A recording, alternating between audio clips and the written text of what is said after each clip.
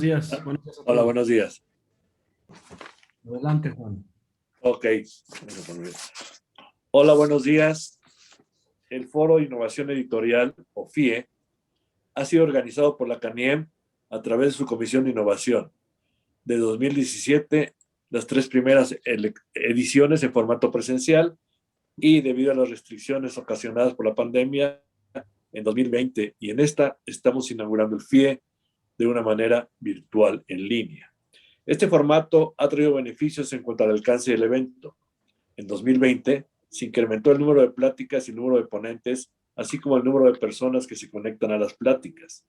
El año anterior, estos incrementos fueron el doble de pláticas y el alcance al público creció un módico 373%, con lo que se consiguió que se conectaran más de 1,500 personas distintas a lo largo de 10 pláticas.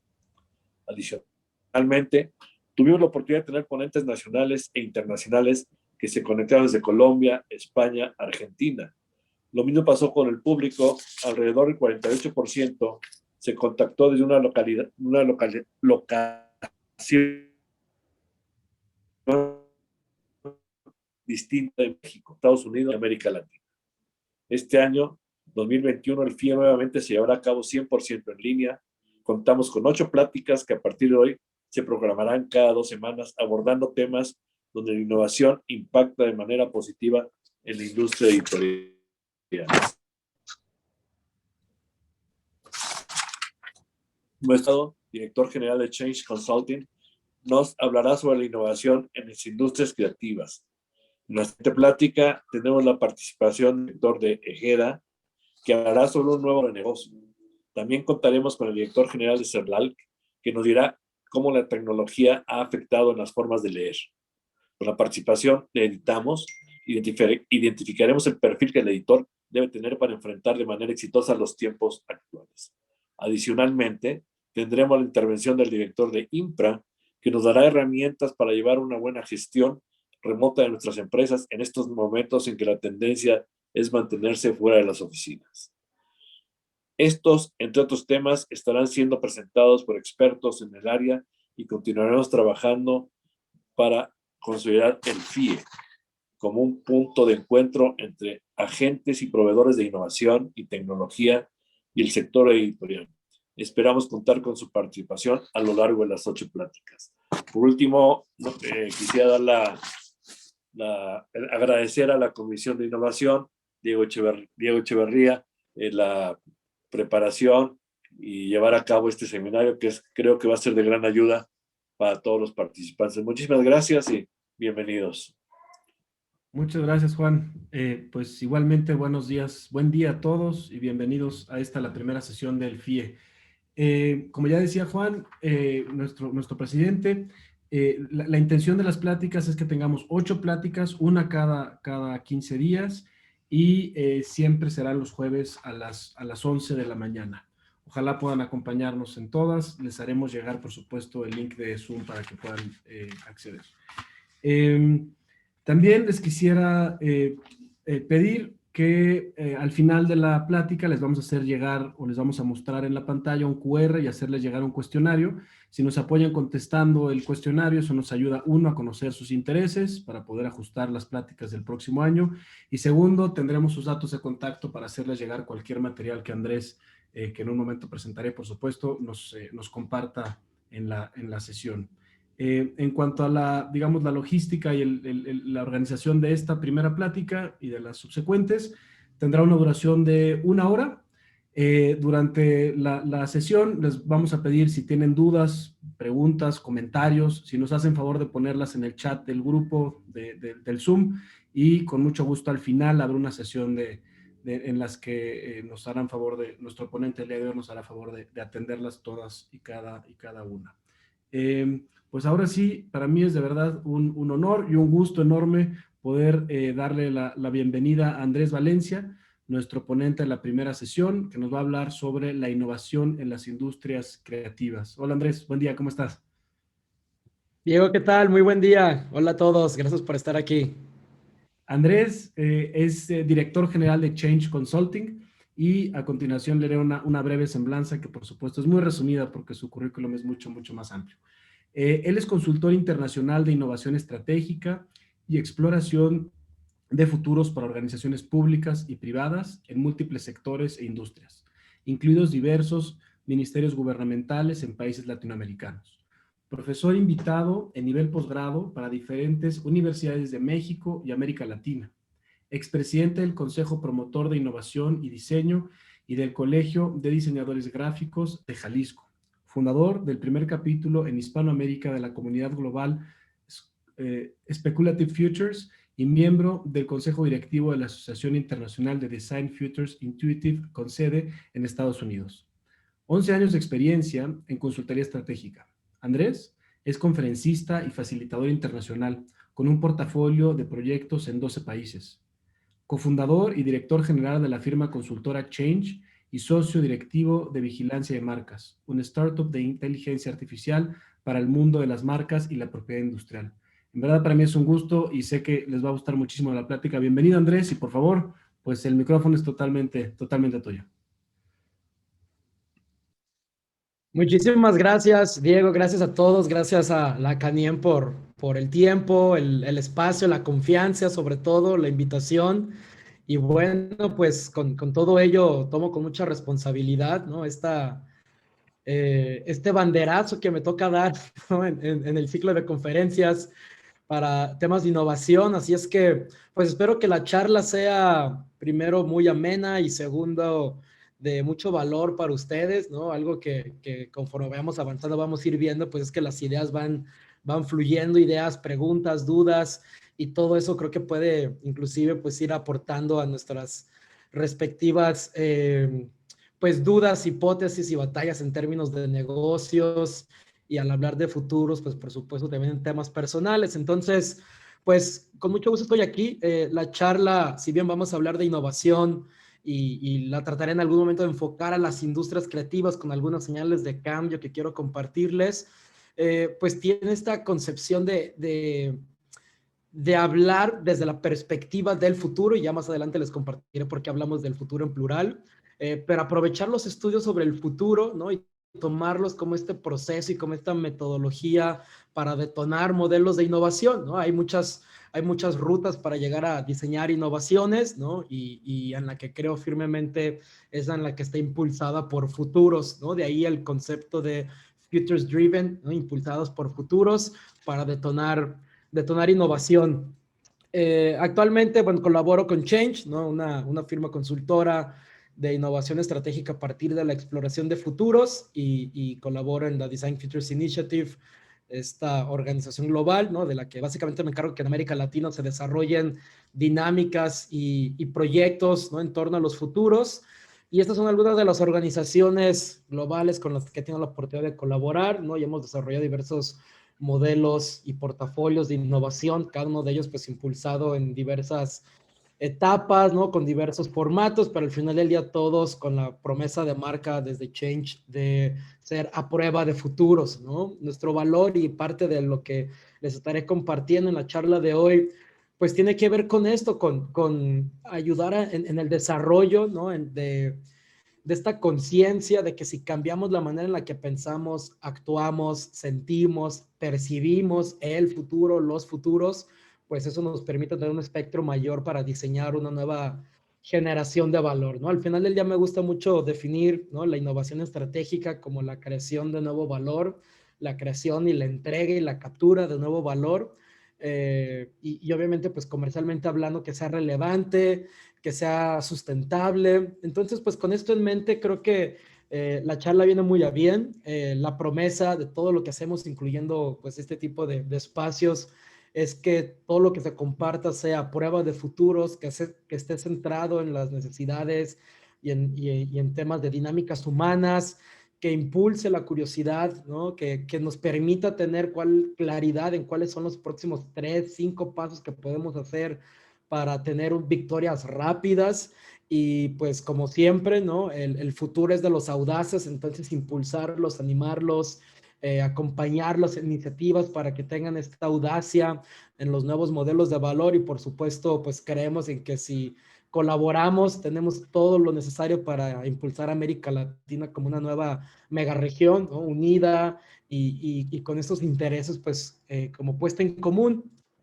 Y sin mayor preámbulo, pues solicitarles tres cosas. La primera es, sé que de repente compartiré cosas que a lo mejor no tengan sentido, muchas veces las vean distantes o no lo crean. Simplemente les quiero pedir, piensen en cómo si es posible. En el momento en que su mente diga, no, es difícil, es complicado, pero, ¿no? Y estos grandes peros que siempre vienen a nuestra mente, ser conscientes de ello y decir, a ver, alto, ¿no? Al menos en este espacio y en esta próxima hora, sí voy a pensar en cómo sí es posible. En lugar de pensar en no y en no, pero voy a pensar en sí y.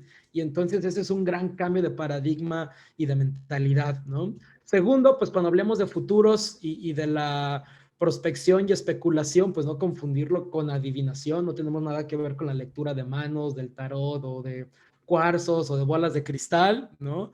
Entonces, trataré de diferenciar, ¿no? Parte de lo que hablamos en las proyecciones de ello.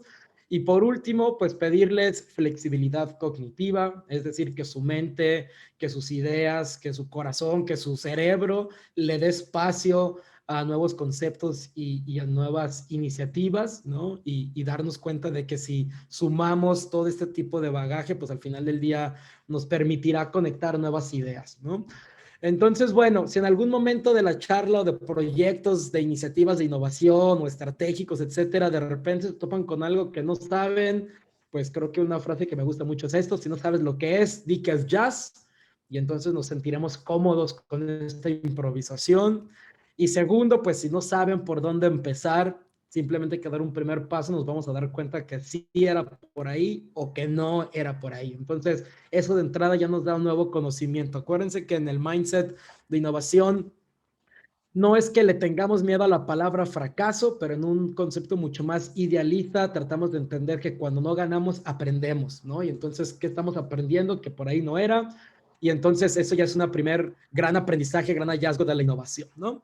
En fin, pues con todo esto en mente, quiero empezar hablándoles de la época de la Gran Depresión, entre la Primera y la Segunda Guerra Mundial, cuando la humanidad y muchos aspectos de la vida cultural, social, económica y políticamente, pues estábamos destrozados, ¿no? De ahí el concepto de la Gran Depresión.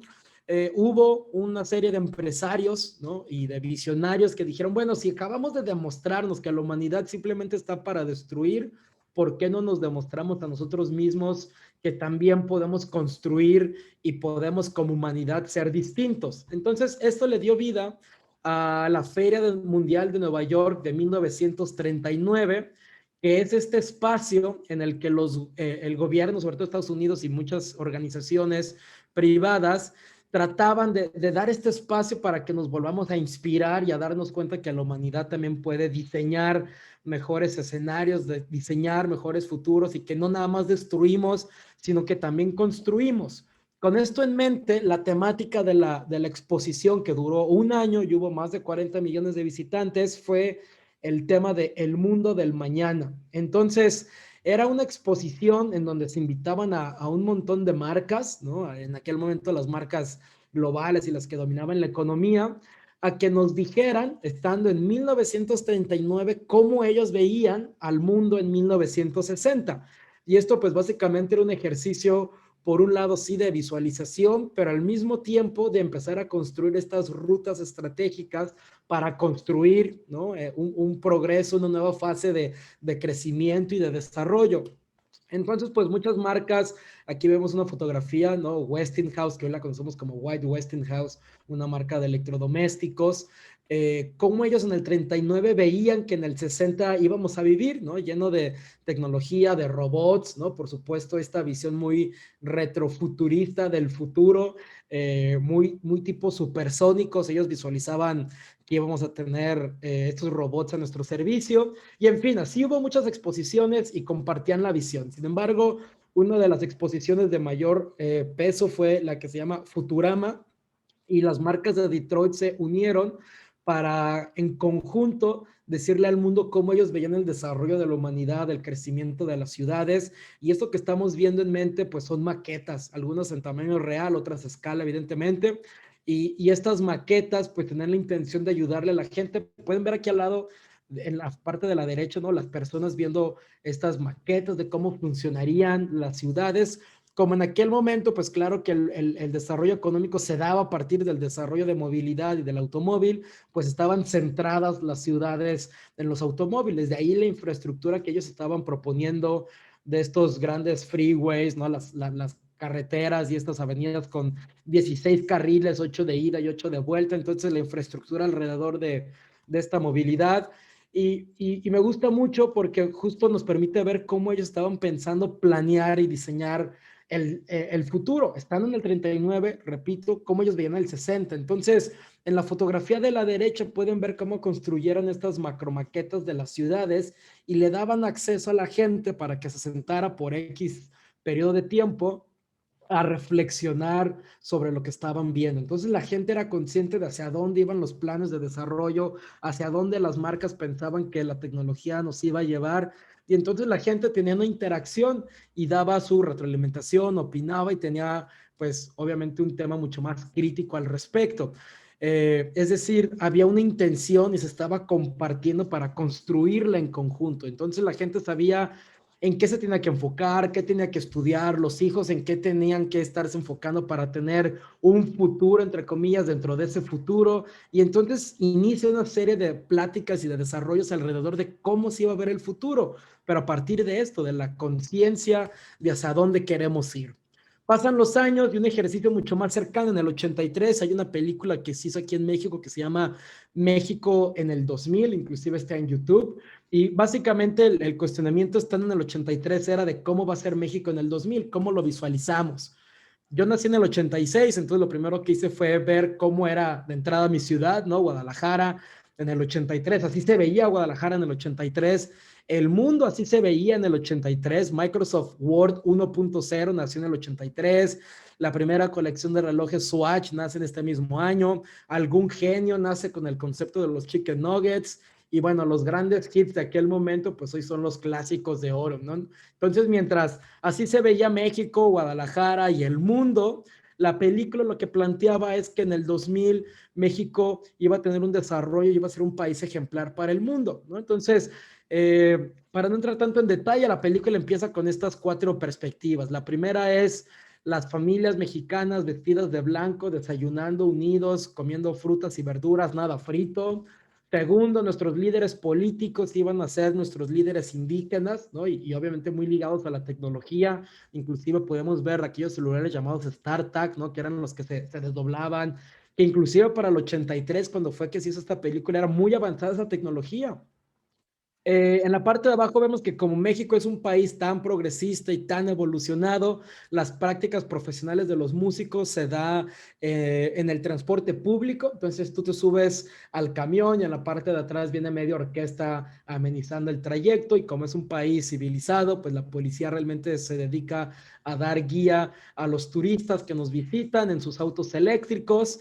Y bueno, a partir de aquí pues veíamos cómo México, ¿no? Este es uno de los futuros posibles que México tenía desde el 83 para el año 2000. Sin embargo, pues no llegamos ahí, ¿no? Paradójicamente en el 2018 sale esta nota en Al Jazeera. Ustedes saben que Al Jazeera es como el CNN de Medio Oriente.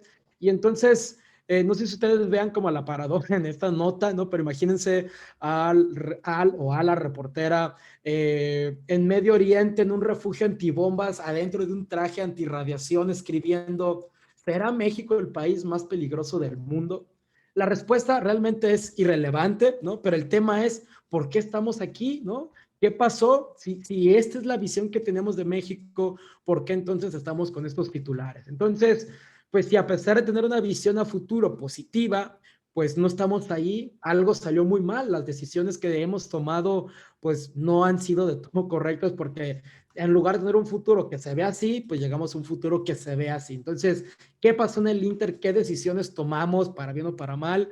Y con esto en mente, ¿no? En el 32, Wells, ¿no? Este gran autor dijo en una entrevista de radio que él estaba hasta cierto punto en contra de los historiadores porque estudiaban y debatían lo que ya pasó sin realmente preocuparse mejor por lo que va a venir. Entonces su reflexión era, ¿por qué no empezamos a formar a los pensadores de lo que viene y por qué no empezamos a diseñar el futuro que queremos, a hablar sobre el futuro que queremos aspirar? Entonces, en 1932, por primera vez, se habló de términos de manera mucho más estratégica, de futurismo, futurología y de personas que así como los historiadores hablan sobre lo que ya pasó, pues el futurismo va a hablar sobre lo que queremos que suceda, ¿no? Con esto en mente, pues una de las reflexiones es que nuestros proyectos en el presente deben de ser un reflejo de lo que queremos del futuro. Ahora, no estamos hablando de futurismo desde una perspectiva de ciencia ficción, es decir, a ver qué se me ocurre, ¿no? La creatividad, a ver a dónde me da, sino desde una perspectiva mucho más estratégica en donde podamos empezar a detectar estas señales de cambio y empezar a entender qué implicaciones podría haber en el caso de que se unan una, dos o tres o cuatro, y entonces a dónde nos van a llevar, ¿no? Estamos acostumbrados a hablar de tendencias, ¿no? Entonces una tendencia básicamente es un grupo de señales de cambio que ya se adoptó. Cuando vemos una tendencia es una ola, imagínense que estamos en la orilla del mar y es una ola que vemos que se revienta. Esa es la tendencia porque ya la vemos. Sin embargo, si nos metemos 1 kilómetro dentro, ¿no? Al océano, vamos a empezar a ver el oleaje y cómo se va uniendo una con otra y eso le va a dar vida consecuentemente a una tendencia. Lo que nos interesa al estudiar futuros es 1 kilómetro mar adentro, es decir, cuáles son esas anomalías, esas señales de cambio, esas fisuras dentro de la Matrix que nos empiezan a dar una sensibilidad de lo que puede o no suceder y a partir de ahí generar los escenarios y las diversas especulaciones. Ahora, si hablamos de innovación, ¿no? Y este nada más es un tema como de marco teórico, podemos dividir la innovación, ¿no? En 3 o en 4 cuadrantes, ¿no? La innovación posiblemente más conocida es la innovación incremental, en donde hacemos una mejora de lo que ya hacemos bien. Segundo, una innovación expansiva, en donde simplemente estamos extendiendo el valor y nuestro expertise que ya dominamos a otras áreas. Pueden ser nuevos productos al mismo mercado o a nuevos mercados el producto que ya dominamos, nuevas presentaciones, etcétera. También podemos tener exploración de nuevas posibilidades, ¿no? ¿Qué pasa si hacemos alianzas estratégicas con otra industria, con otro sector? ¿Qué pasa si en conjunto analizamos hacia dónde van ciertos cambios, si empezamos a diseñar algún grupo de avanzada, si aprendemos sobre los cambios que se están dando que podrían generar algún impacto en nuestra industria en el mediano o largo plazo? Y está la innovación que en algunos momentos le podemos llamar innovación disruptiva, pero esta innovación mucho más estratégica que pueden hacer a partir de la exploración de futuros, es decir, de estudiar las posibilidades. ¿Por qué queremos esto? Pues porque hoy en día, ¿no? En el presente, esta línea, vivimos a partir de lo que conocemos como el status quo y el presente o el futuro inmediato que vivimos del core business, que es la línea roja, pero en el futuro no necesariamente vamos a estar dependiendo, viviendo de él. Entonces, ¿cuáles van a ser las nuevas iniciativas que vamos a dar vida a nuestro portafolio de innovación que en el futuro nos permitan seguir manteniendo una relevancia en el mercado, una relevancia comercial, una relevancia o permanencia estratégica, ¿no? Entonces, pensar en el tiempo como una ventaja competitiva es una moneda de cambio que podemos aprovechar a nuestro favor, ¿no? Ustedes en sus organizaciones, ¿qué harían con 5, 7 o 10 años de ventajas? Imagínense diseñar propuestas de valor anticipadas a las condiciones que vamos a vivir y no que reaccionen, ¿no? Como casualmente estamos más acostumbrados a familiarizados a realizarlo. Entonces, para diseñar innovación, ¿no? Y desde nuestra industria, ¿no? Como sector creativo o las industrias creativas en general, pues es fundamental empezar a pensar en futuros, ¿no?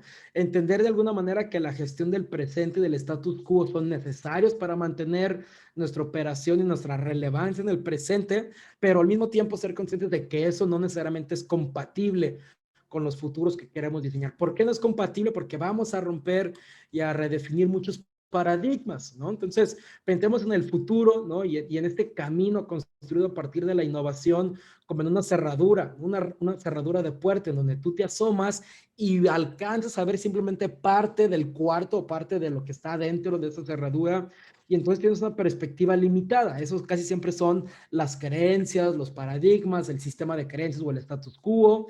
Y es más interesante entonces si pensamos desde adentro del cuarto, en donde podemos ver todo el contexto y todo el escenario. De ahí que el cono sea uno de los elementos y de los iconos más simples en los que podemos representar una trayectoria de innovación a partir de futuros, porque hay un montón de posibilidades que se están dando como cambios que aún no alcanzamos a ver, pero que se van a conectar y van a impactar en escenarios, ¿no? Entonces, de ahí es que entendemos que el presente simplemente nos tiene enfrente pues muchísimas posibilidades que tenemos que entender, que anticipar, que conocer y cruzar esa información para entonces generar dichos escenarios y dichas especulaciones. Estas posibilidades pues se da a partir de estudios y análisis sumamente estratégicos, y nos permite entonces entender que hay una categoría o una diversidad de categorías de los escenarios a los que podemos llevar, ¿no?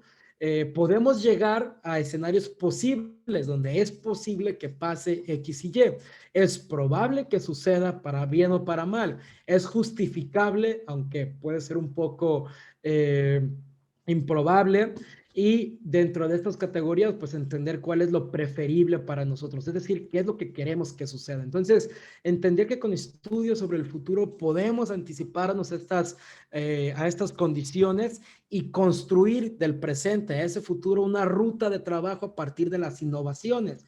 Entonces, la innovación no nada más se convierte en una serie, ¿no?, de elementos o de propuestas de valor, sino en una ruta que nos permita llegar a estos escenarios preferibles o deseables para nosotros. Y a partir de aquí entonces tenemos nosotros un control sobre lo que queremos que llegue, ¿no? Entonces, somos conscientes de dónde venimos, somos conscientes de dónde estamos y ahora empezamos a ser conscientes hacia dónde queremos ir, ¿no? Estamos acostumbrados a hablar, ¿no?, sobre todo este concepto de insights, ¿no?, de hallazgos en términos de innovación, en términos de design thinking, por ejemplo, ¿no?, una metodología también muy robusta. Sin embargo, los insights muchas veces vienen de lo que vemos desde la cerradura de la puerta, desde el presente. Muchas veces estamos basando nuestra toma de decisiones en datos, en históricos, en lo que ya sucedió. Y una reflexión que yo siempre hago es, bueno, ¿cómo queremos construir diferentes o mejores futuros si la información con la que estamos basando nuestras decisiones están centrados en lo que ya pasó, ¿no? Entonces, ¿qué va a pasar si empezamos a tomar decisiones con información de lo que puede apenas suceder? Y eso es lo que le llamamos foresight o estudios sobre el futuro, futuros como lo acabamos de ver por el tema de multidimensión. ¿Por qué es importante pensar en la innovación de esta manera? Pues porque la estrategia convencional simplemente ya no es suficiente. No tomamos acción, muchas veces estamos como una embarcación a la deriva donde dependemos de las olas a ver a dónde nos quieren llevar, ¿no? Y ojalá nos lleven a un lugar que nos convenga. Sin embargo, hay que ser conscientes de que el futuro depende de nosotros y de nuestras decisiones hoy en día. Con esto en mente, pues entonces las preguntas clave son, como embarcación y como equipo, a dónde queremos llegar, por qué queremos llegar ahí, qué tendríamos que estar haciendo para poder llegar ahí, cuál es el mapa que vamos a construir con esa ruta, cuáles son los motores que nos van a llevar hacia allá, que nos van a impulsar hacia allá, quién nos va a ayudar a manejar, quién va a ser el capitán, quién se va a encargar de qué. Y entonces, pues simplemente encender el motor de esa embarcación y tomar rumbo y tomar acciones a donde queremos llegar, ¿no? Esto nos permite entonces esta serie de preguntas, ¿no?, en términos de innovación y en términos de creatividad, pues nos permite darnos cuenta que vamos a encontrar fragmentaciones donde no estamos alineados, en donde el valor que actualmente estamos ofreciendo no necesariamente es compatible con el valor que se está necesitando o se está intentando acceder a él. Entonces tenemos un mercado con necesidades y una generación de valor con empresas y organizaciones que no termina siendo compatible. Entonces, estas fragmentaciones y tensiones pues son sumamente naturales y hay que empezar a entenderlas para redefinirlas y rediseñarlas, y eso es lo que nos permite entonces empezar a tomar control sobre lo que queremos. Al final del día, pues hay fallas en el sistema, como todo sistema, algunas voluntarias, otras son mera soberbia, otras marcas u organizaciones pueden decir, bueno, así soy, de acá vengo, así es como he estado haciendo las cosas, y si te gusta, bueno, si no, pues ve enfrente. Y muchas veces esta soberbia es porque sabemos que tenemos un valor único en el mercado, sin embargo, pues con tanto emprendimiento y con la disrupción de unas y otras industrias, pues eso cada vez nos pone más en riesgo, ¿no? Entonces, hay que tomar acción. ¿Dónde hay oportunidades? Pues donde empezamos a ver cómo el mercado, las personas, la gente empieza a hackear el sistema, a hackear lo irrelevante, donde si el sistema no mejora las condiciones, pues entonces la pregunta es yo cómo las empiezo a mejorar, ¿no? Hoy no se trata de si queremos o no, porque el tema de la tecnología lo facilita. Hoy estamos hablando más bien de un tema de voluntad. ¿Por qué queremos cambiar? ¿Por qué queremos hacer mejoras? Algo que nos debe de dejar muy en claro, ¿no? Toda esta mentalidad, pues es que debemos de ser fervientes creyentes de que hay mejores formas de hacer las cosas. Entonces, si creemos en que hay mejores formas de hacer las cosas, pues de manera intrínseca podemos empezar a diseñar un nuevo valor que irá reemplazando a lo que hoy consideramos como irrelevante. Es importante también que tengamos conciencia sobre el modelo económico en el que hoy estamos viviendo. La economía actualmente se definió en los 80 por el Pentágono y al inicio de los 2000 fue cuando esto se empezó ya a darle vida de manera muy, pues genuina, diría yo, no transparente, obvia o evidente, y es que estamos viviendo en una economía buca, ¿no? La economía buca es una economía volátil, ¿no? Lo que hoy es relevante, mañana ya no lo va a ser. Una economía incierta, en donde a lo mejor tenemos proyecciones que en 5 años nuestra industria va a tener ciertas deficiencias o áreas de oportunidad. Entonces, la incertidumbre está en qué decisiones vamos a tomar sabiendo que pues está muchas cosas en contra, las tenemos en contra, sabiendo que si damos un mal paso, entonces nos puede llevar al fondo. El tercer concepto de la economía buca es escenarios complejos y escenarios no previstos, en donde podemos ver que si hay industrias sumamente con presupuestos increíbles y con gente altamente calificada, algo no previsto lo están tratando, ¿no? de resolver a patadas, pues nuestras organizaciones que ni tienen este presupuesto ni este ejército de personas, pues entonces, ¿cómo respondemos ante las complejidades, ¿no? Entonces, pues evidentemente lo que nos pone en tela de juicio cómo estamos tomando decisiones y cómo esta incertidumbre pues entra en contra de nosotros. Y por último, y es algo donde la estrategia, digamos, convencional toca muchas veces, es que la ambigüedad hoy en día es parte fundamental de las estrategias. La ambigüedad toma elementos de la parte irracional, de la parte ilógica, de la parte emocional, ¿no? Hay una teoría bien interesante que habla de que todas las personas queremos convertirnos en alguien, entonces estamos dispuestos a pagar productos y servicios que nos ayuden a convertirnos en ese alguien. Entonces, ese alguien puede ser algo completamente aspiracional, emocional, intangible, ambiguo, evidentemente, y eso no lo puedes detectar con una encuesta, ni con una estadística, ni lo puedes graficar en Excel. Ese es un aprendizaje sumamente cualitativo, intangible, y entonces esa parte ambigua, pues hace que choque el sistema. ¿Cómo que no lo puedo poner en un Excel? ¿Cómo que no lo puedo diagramar? ¿Cómo que nada más lo tengo que entender o percibir? Entonces, digamos que ese es el tipo de paradigmas que dan vida a modelos de innovación que si logramos sobrellevar este tipo de barreras, pues entonces estamos del otro lado y entonces podemos construir modelos de innovación mucho más robustos.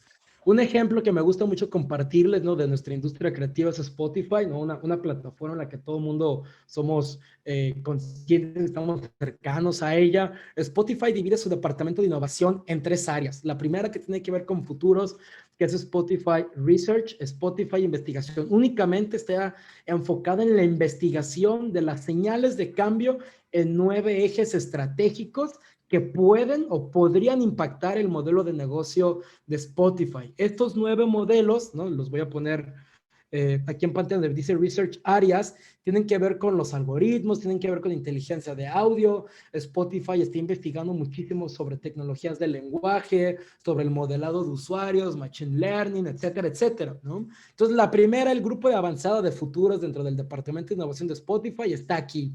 Segundo, la segunda área, ¿no? Que tiene que ver ya con la innovación más conocida, más natural, es transformar esta inteligencia futura en hallazgos, en insights, en inteligencia, en qué significa.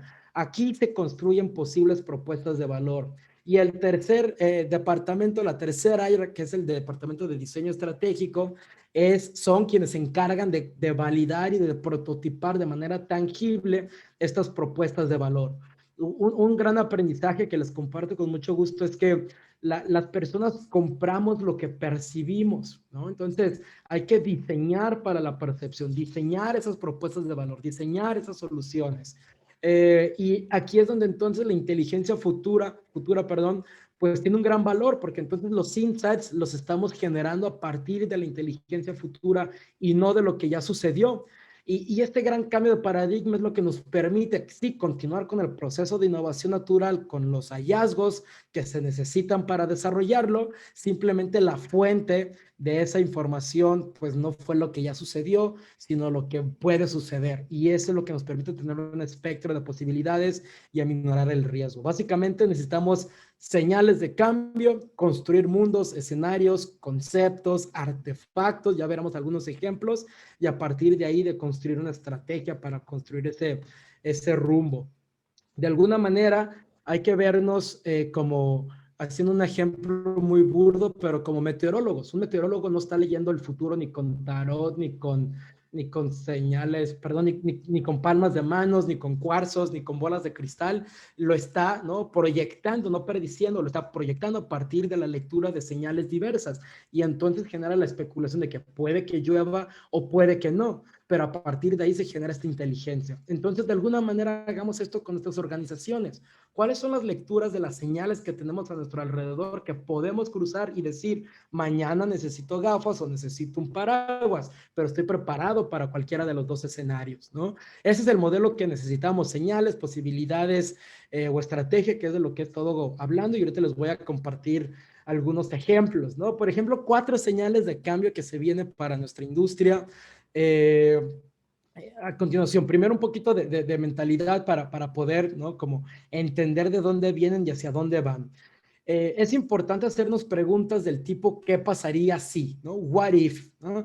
Recuerden que el diálogo genera nuevo conocimiento. Tenemos que hacernos más preguntas para generar nuevo conocimiento. Muchas veces ya ni siquiera nos hacemos preguntas porque creemos que ya sabemos la respuesta, ¿no? Y posiblemente sí sea la misma respuesta de siempre. Lo que va a cambiar es que en el momento de estarlo dialogando nos va a llevar a construir nuevo conocimiento. Un buen proyecto de innovación nos tiene que inspirar, no asustar, ¿de acuerdo? Y también nos tiene que ayudar a generar un pensamiento crítico. Entonces, cuando creamos que no es posible porque es lejano, porque es complejo, pues que no nos asuste, que nos inspire a empezar a generar este nuevo camino.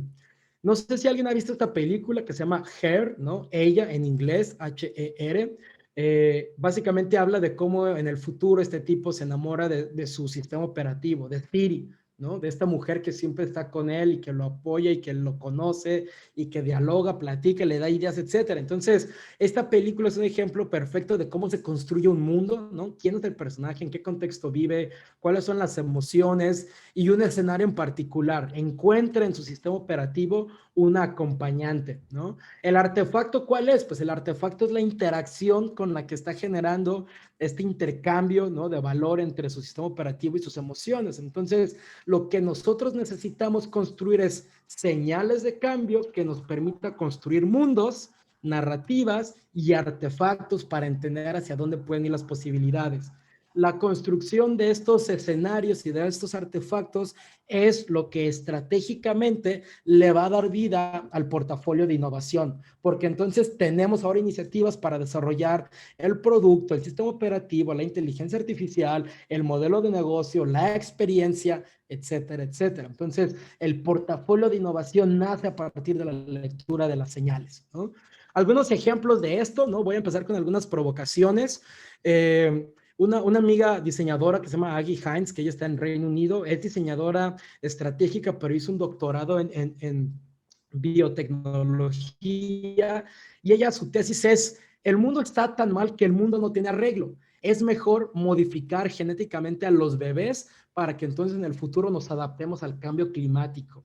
Entonces vean qué fuerte el pensamiento y la crítica al respecto, y entonces su artefacto y su narrativa se centra en esto. Necesitamos modificarnos genéticamente para adaptarnos a estas condiciones que ya no podemos corregir hoy en día. Entonces los bebés presentan modificaciones genéticas para temas de temperatura, o presentan para temas de los fuertes vientos, cómo se pueden modificar o nos debemos modificar para poder hacer contrapeso, o los alimentos van a estar tan escasos que tenemos que nada más alimentarnos a partir de nutrientes. Entonces necesitamos desarrollar un nuevo puerto para alimentarnos. Ya no va a ser la boca porque no hay nada que masticar, sino nada más nutrientes que absorber. Pueden ver aquí el puerto detrás de la oreja, ¿no? Otro diseñador está proponiendo que como en el futuro la capa de ozono se va a destruir, pues necesitamos entonces desarrollar nuevas pestañas, porque entonces si no vamos a salir, nos vamos a quedar ciegos. Ahora, lo interesante de este tipo de artefactos no es el artefacto en sí, sino el diálogo que genera. ¿Me explico? ¿Qué ideas se le vienen a ustedes a la mente? ¿Qué barreras? ¿Qué conceptos? Y a partir de ese diálogo es donde podemos generar nuevo conocimiento.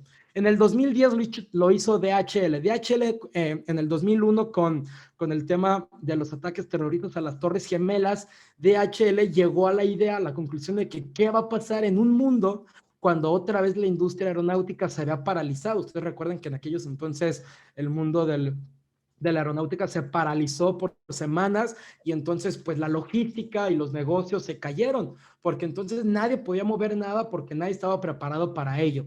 Para que no volviera a suceder, DHL dijo, ¿sabes qué? Vamos a planear un escenario en donde en un mundo sin aviones, cómo DHL sigue desarrollando su modelo de negocio.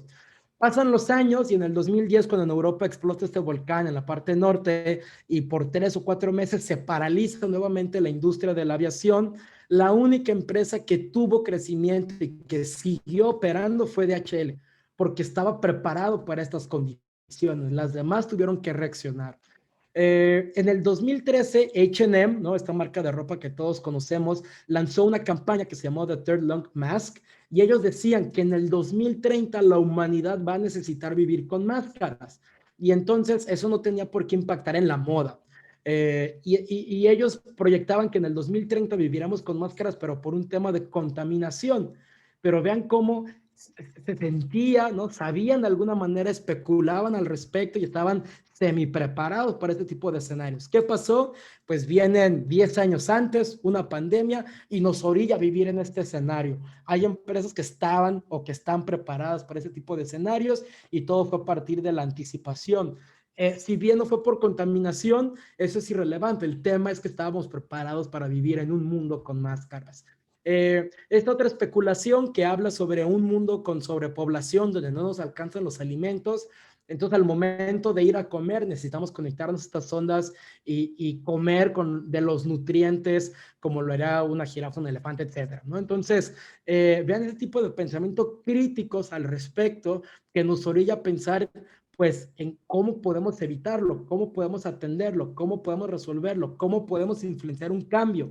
Y a partir de aquí es donde, reitero, nacen los portafolios de innovación. Pensar en futuros, ¿no? y en las innovaciones tiene grandes ventajas, ¿no? Una de estas ventajas, pues así es como se ve más o menos una planeación en temas de futuros, ¿no? La parte de implicaciones, escenarios, características, etcétera, pero nos sirve para capturar los datos ambiguos en relación a los comportamientos, temporalidades, qué es lo que nos impulsa a tomar ciertas decisiones, es lo que nos permite tener radares de influencia de cuáles son las señales que podrían impactar en nuestro modelo de negocio actual y próximo. Nos permite alinearnos en términos organizacionales, la visión y la intención, a dónde queremos ir y por qué queremos ir hacia allá. Y una vez que nos ponemos de acuerdo, podemos alinear actores, recursos, energía, proyectos, iniciativas. También nos sirve para tener conversaciones críticas, conversaciones complejas. Nos permite crear y diseñar estos mapas de lo desconocido, donde tal vez no sabemos a dónde vamos a llegar, porque el futuro, una de sus 3 reglas es que no existe, por lo tanto no lo podemos predecir. Esto significa que no vamos a tener un mapa con un destino, pero sí podemos tener un mapa con esas rutas que pueden llevarnos a ciertos lugares. Y estas rutas son las señales de cambio y los macro cambios que vemos. Por supuesto, también nos permite generar estos planes de contingencia, ayudarnos en momentos de situaciones de riesgo para tomar decisiones clave, estar alertas, anticiparnos, como lo hace la industria de la aeronáutica, ¿no? Y 10 años están probando en escenarios extremos y en condiciones extremas un motor, ¿no? Una turbina antes de ponerlo a funcionar en un entorno clave como es el tema de salvaguardar vidas humanas. Pues ¿por qué no tomamos esas buenas prácticas si nosotros mismos lo adoptamos? ¿Cómo hacemos para prototipar en condiciones extremas y aprender a minorar el riesgo ya en una situación real, ¿no? Pensar en innovación a partir de futuros nos permite tener un liderazgo exploratorio, y esto tiene que ver con la anticipación, con los modelos basados en tiempo, en liderazgo, en ayudar también en términos de ciudades o gobiernos a estas decisiones a largo plazo, en la construcción de políticas públicas, etcétera. Trabajamos siempre esos radares con el concepto de STEEP. El concepto STEEP son cambios que se dan a nivel social, tecnológico, medioambiental, económico, político, y le podemos agregar una B chica para también considerar los valores humanos. Algo de inspiración donde les voy a compartir algunos ejemplos de señales de cambio para nuestra industria. Esta es una señal de cambio que se está dando y que posiblemente va a terminar por detonar en el 2024. Es una proyección, es una especulación. Se llama Publishing Everywhere, ¿no? Y básicamente es entender que el mundo de los medios y las publicaciones ha sido democratizado, punto. Las plataformas ahora facilitan, impulsan la creación de nuevos contenidos. ¿Por qué es importante y por qué es relevante darnos cuenta de ello? Pues porque hay un doble discurso y hay un sesgo en donde por un lado los contenidos libres están ahí, pero al mismo tiempo los macrojugadores son los dueños de ello. Entonces, el sistema sigue siendo dueño de las mayores plataformas. Tenemos que darnos cuenta de cómo tenemos que impulsar no nada más la creatividad en términos de plataformas, sino en canales de difusión para una siguiente generación de creadores. Otra señal de cambio se llama Machine Creativity, del 2025 al 2035, ¿no? Esto apenas viene y es básicamente la adopción natural del empuje constante de la creatividad, el cruce con la digitalización y las experiencias inmersivas. Esto en la creación de contenidos, de insumos y de los diálogos que podamos empezar a tener a partir de cualquier aplicación artística. Esto es relevante porque nos podemos dar cuenta de varias cosas. La primera es la relevancia que tiene el storytelling como elemento clave en cualquier formato, modelo de negocio. Dos, la inteligencia artificial como detonador de un proceso creativo. O tercero, ¿no? El aprendizaje de los propios sistemas, que es el tema de Machine Learning, en la manera en cómo se van a adoptar a proponer este tipo de nuevos conceptos y de nuevas iniciativas. Otro concepto son los consumidores de poder, y esto básicamente ya lo estamos viendo hoy en día, y es que el consumidor manda, ¿no? El lector y el que consume este tipo de contenidos es el que manda qué tipo de contenidos es lo que quiere ver, y entonces nosotros, pues en un concepto de generar valor y de conectarnos con esos consumidores, pues entender cuál es la parte volátil para ganar esa preferencia, ¿no? Un ejemplo súper burdo, pero que estamos viendo hoy en día es... Claro Sports, esa plataforma digital de contenidos, es quien está ganando, quien ganó la partida y la difusión de contenidos por encima de televisoras como TV Azteca o Televisa. Lo está haciendo también, que ya le dieron la concesión para París 2024, y entonces los consumidores demostraron al status quo y a las plataformas de siempre quiénes son los que mandan, ¿no? Qué práctico, no sé si ustedes lo consideran así, es ver las Olimpiadas no en la televisión, con un canal de televisión, sino en un multicanal, en una omnicanalidad, y tan fácil como conectarnos a YouTube y tener todos los eventos en tiempo real y en la mano. Entonces los consumidores cambiaron la manera en la que se comparten y se consumen, y esto pues nos lleva a pensar en cuáles van a ser la evolución y la adaptación de los copyrights en la era digital, ¿no? El tema de propiedad industrial, cómo evoluciona el capital intelectual, y el mundo de la capital intelectual, cómo se tiene que rediseñar y redefinir pues para estos nuevos modelos, ¿no? Posiblemente habrá que diseñar nuevos modelos de licenciamiento, de distribución o de retribución al creador. Lo que sí tenemos claro es que hoy en día se está cambiando del pago de licencias a la libre distribución. Entonces, el acceso ya no es lo que cuesta, el acceso ya no es el punto medular, sino el vender, el editar y el plagio lo que dé vida a estos nuevos modelos, ¿no?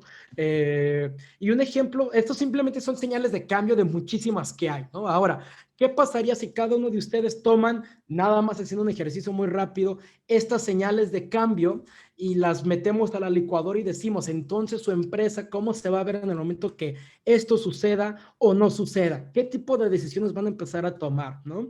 Con esto en mente y haciendo una analogía con la industria del café, a partir de señales de cambio, Café X, ¿no? Está diseñando estos nuevos conceptos de cafetería altamente automatizados. Entonces es una cafetería que hasta la orden la puedes tomar de manera anticipada con tu teléfono, con tu dispositivo, llegas y el robot te lo da, sabe quién eres, te lo da, ya pagaste, es un tema cashless, es decir, sin efectivo.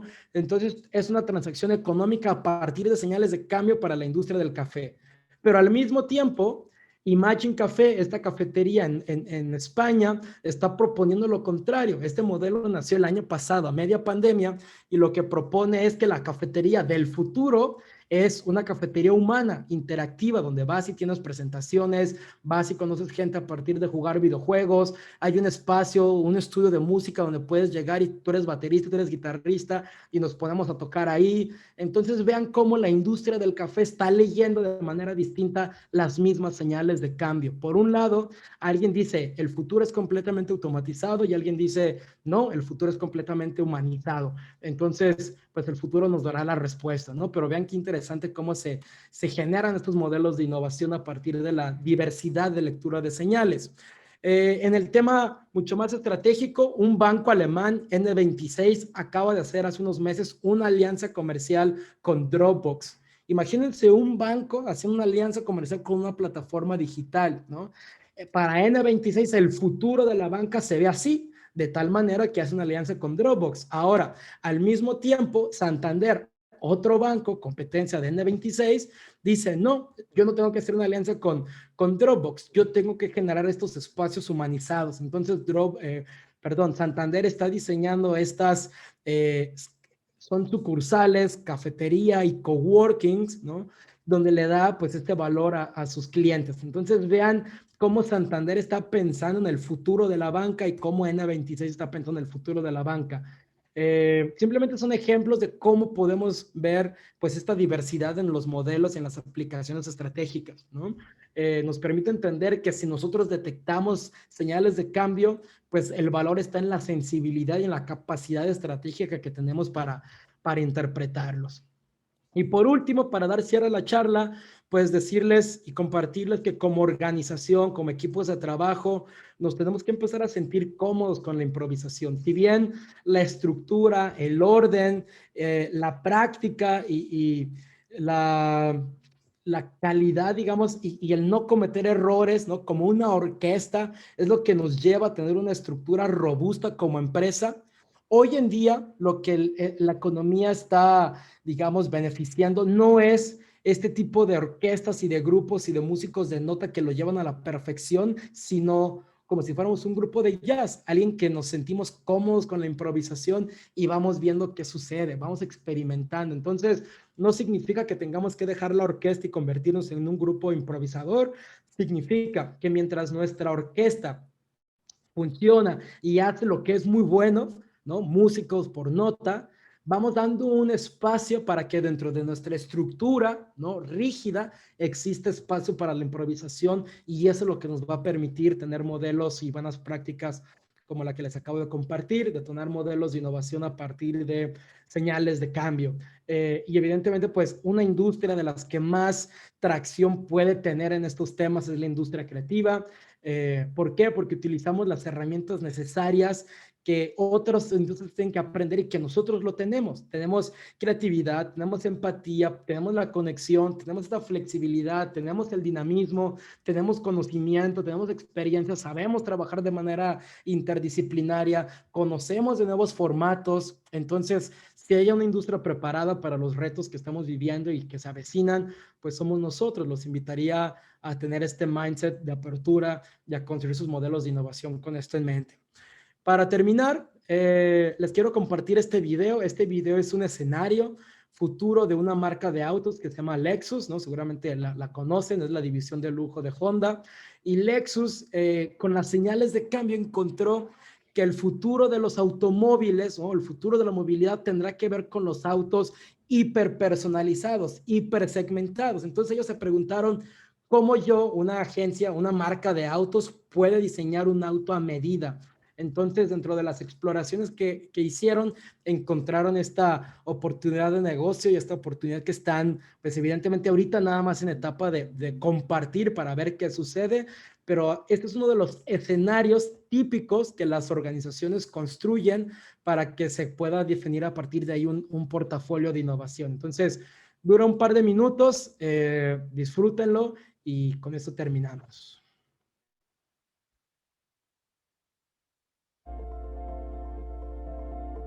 You. There are billions of you. But there is only one, you.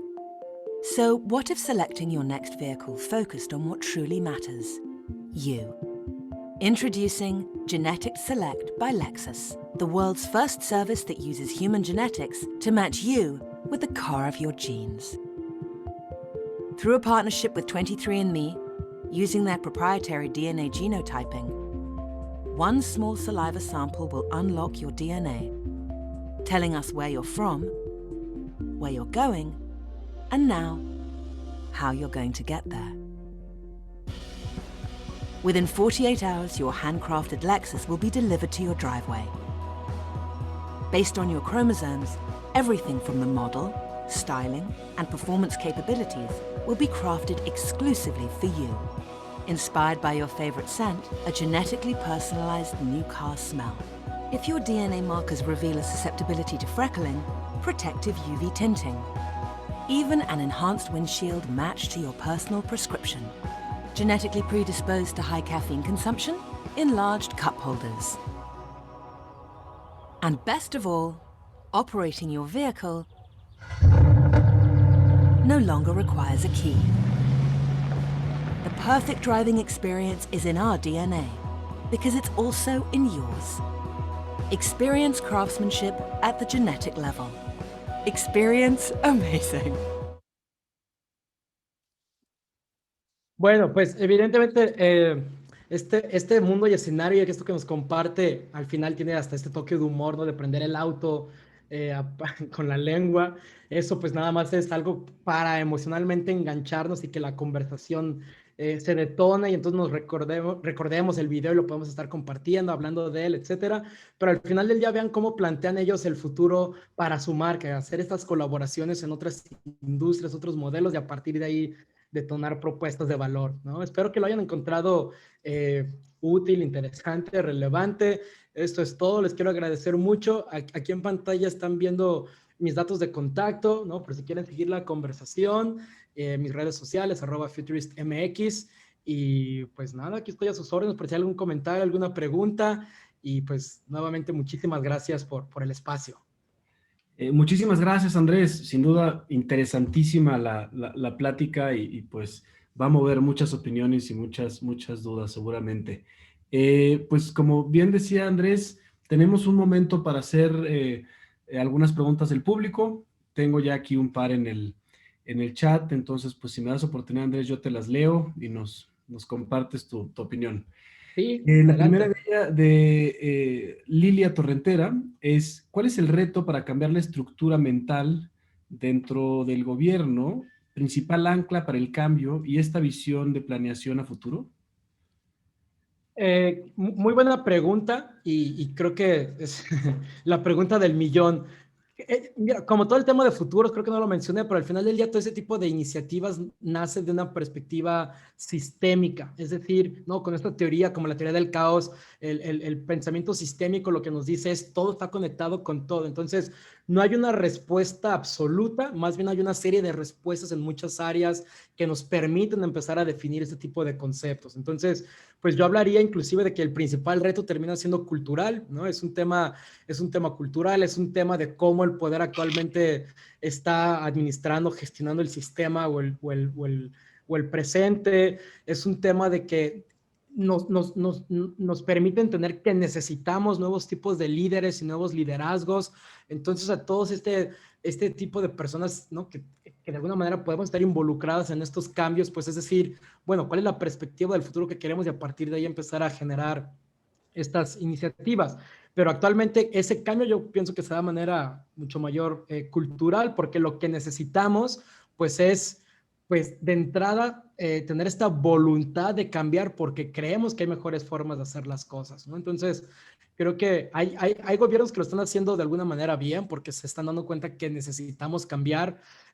Hace 2 meses el gobierno de Australia le dio el voto a favor a una organización civil donde se cambiaba